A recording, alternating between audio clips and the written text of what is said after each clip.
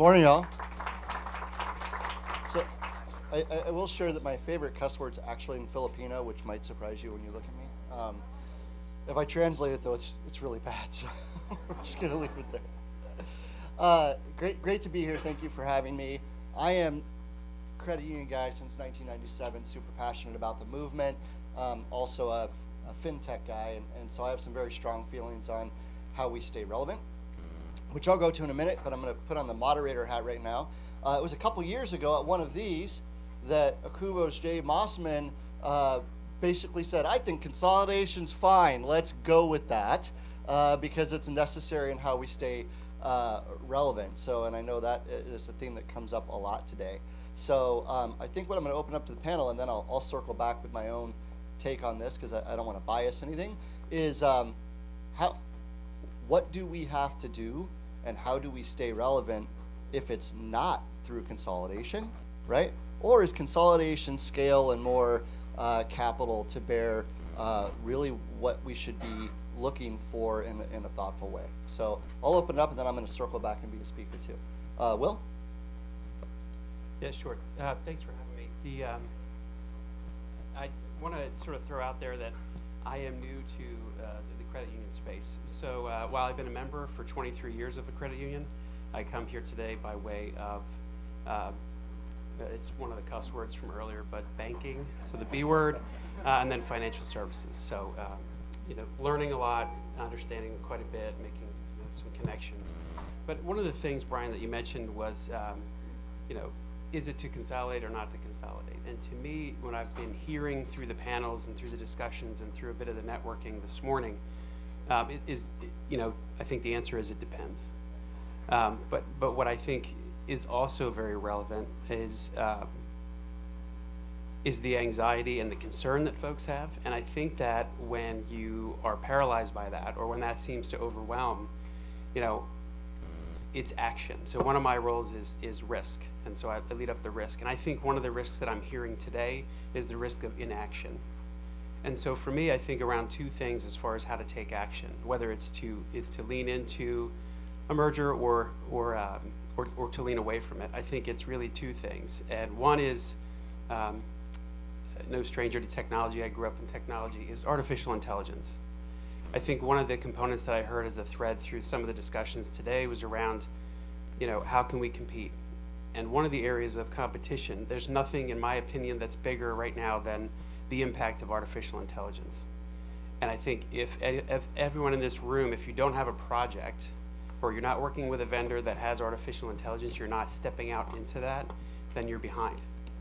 And I don't want us to be behind. So for me, I think it's leaning into artificial intelligence. And if I were you, I would say, hey, great, Will, sounds like a great idea, but what does that mean? How do I do that? I think that over 70% of folks that are working with artificial intelligence right now, different companies, banks, credit unions, the idea is operational efficiency. Start there. We've all got that. We all sort of know where that looks like. But that, to me, is an area where, whether you're going to be, going through a merger, or you're considering one, or you're wanting to make yourself more robust to avoid a merger, look at your operational inefficiencies and leverage artificial intelligence. Start down that path. And then the second one I would say is, and this has been discussed a couple previous panels too, is the regulatory landscape. Whether it's the uncertainty of which regulator I'm going to be partnering with, or is there going to be a consolidation, I think lean in. Like, one thing I'm hearing loud and clear through the discussions today is around how we're relationship focused.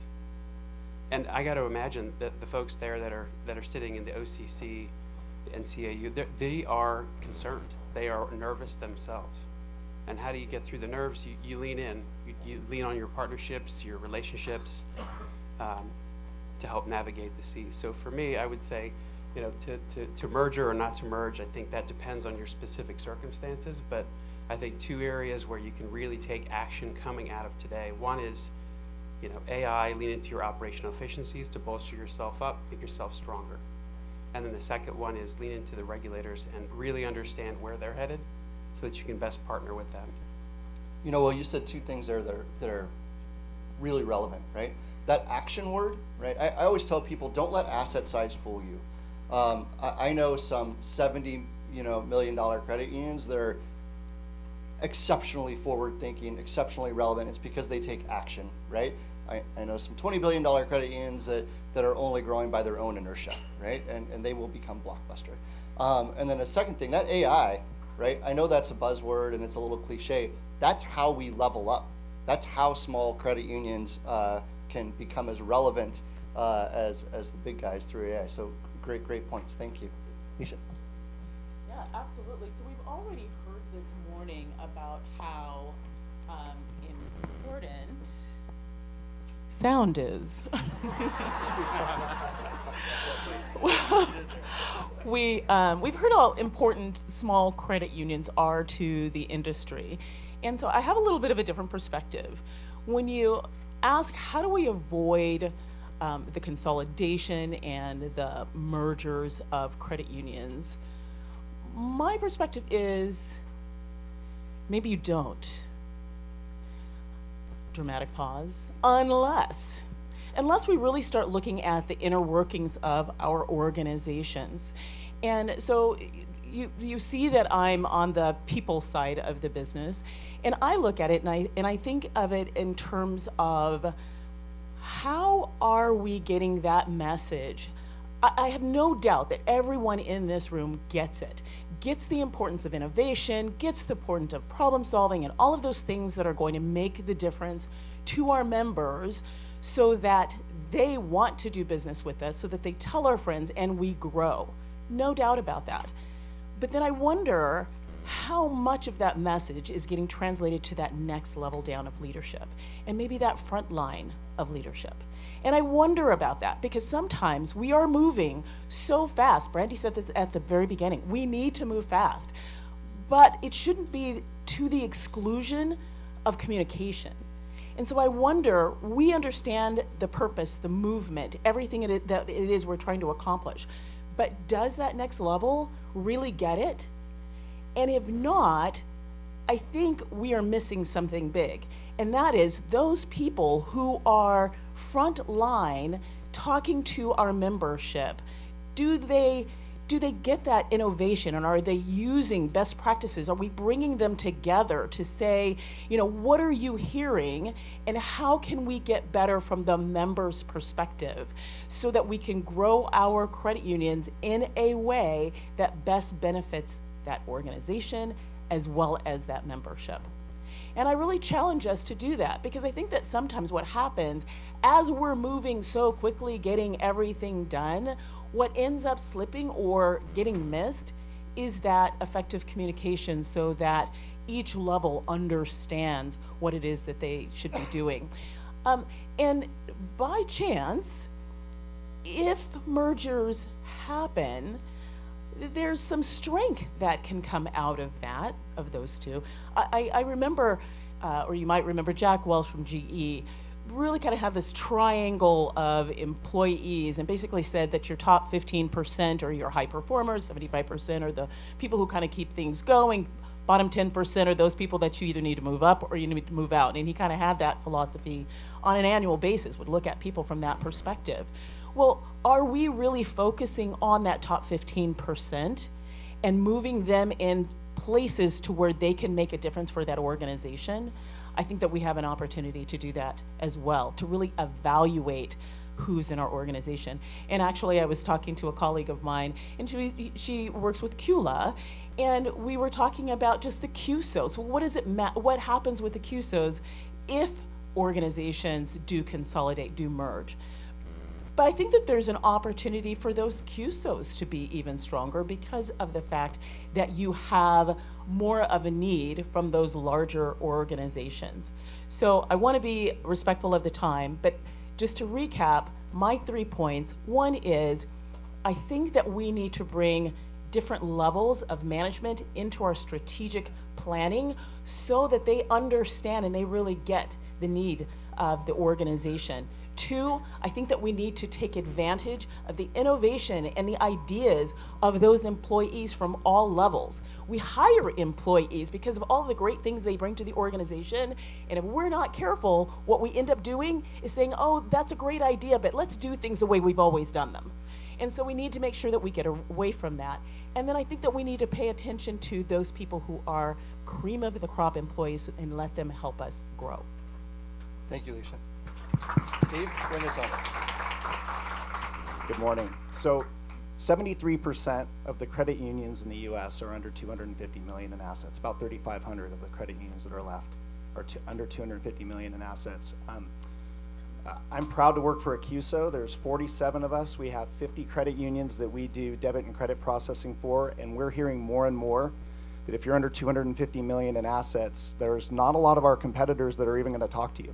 So that's good for us in some ways, but we take our CUSO and our 6 credit unions that own us, that enable us to have a very transparent, not-for-profit financial model, and we come to work every day, all 47 of us, and we're here to democratize technology and people and processes for small credit unions. But the reality is, we can't do that without fairly large credit unions that own us and are also our clients and customers. So there's a bifurcated approach to how we do that, meaning we have to be able to do certain things with large credit unions, but then our goal is to give the same level of service, the same technology, access to the same people to a $23 million credit union as a $6 billion credit union. And the good news is there's lots of ways that we do that. They're very straightforward, they're very simple, they're risk mitigated, they're accretive for our owners and us at a not-for-profit level, and that math and that model and that science, it works. And so solving the challenges of small credit unions going away, the solutions are there. We need everyone in this room's help to scale them. And there's a lot of very practical things that can be done every day, whether it's your debit and credit products, your lending, there's all sorts of solutions. And I would say as a big advocate for CUSOs, that CUSOs are one mechanism to do that, because I've worked in technology for financial institutions for 33 years. Most of that was for publicly traded companies. Most of my retirement fund is in publicly traded equities, so there's no judgment here, but there's a certain enablement when you're a CUSO and you have credit unions that want to help credit unions that democratize the people in the process and the tools that can enable a small credit union to be involved in the Netflix of banking. When you look at the fall of Blockbuster and the rise of Netflix, the big model change was data, digital, the cloud, right? All of those same tools are needed to help small credit unions. They're all available. It's about making them accessible. So I think everyone in this room is committed to it, and it's really just a matter of figuring out the specifics of what we do day in and day out that enable those small credit unions. And if they're healthy, whether they're consolidated or continue to serve their segs, their small communities, the stories that they are able to tell, the larger financial institutions simply can't focus on them, and they mean a lot. So we have an owner who has 60 affiliate programs for their debit card, and those affiliate programs, they provide protective gear for local fire and police. They fund school districts when they have needs. They do real good for real people on a daily basis out of a debit product. Who knew, right?